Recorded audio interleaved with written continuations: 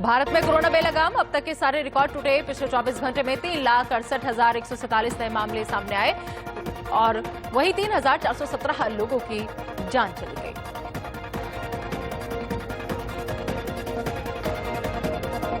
पिछले 24 घंटे में दिल्ली में कोरोना के 20,394 नए मामले आए सामने और 407 मरीजों की मौत हुई।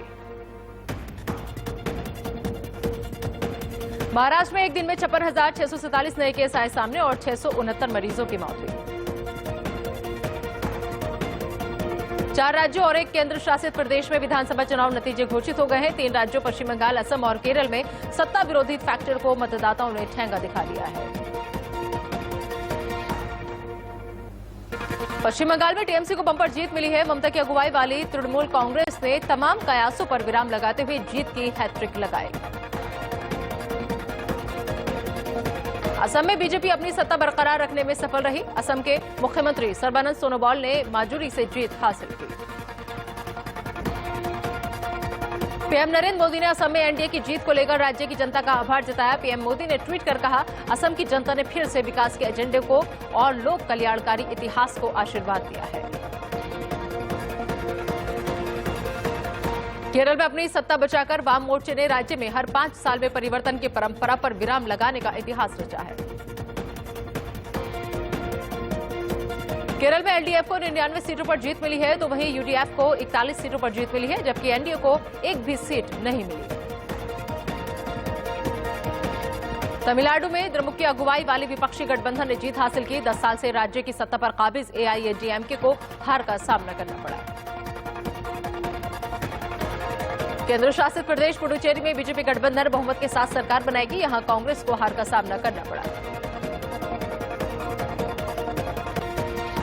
बंगाल में टीएमसी ने बंपर जीत हासिल की, लेकिन मुख्यमंत्री ममता बनर्जी खुद चुनाव हार गई। नंदीग्राम सीट पर ममता बनर्जी को शुभेंदु अधिकारी ने शिकस्त दी। ममता बनर्जी ने कहा कि हम इस ऐतिहासिक जीत का कोई जश्न नहीं मनाएंगे। हमारा शपथ ग्रहण समारोह भी छोटा ही होगा। अब हम कोविड के खिलाफ जंग लड़ेंगे।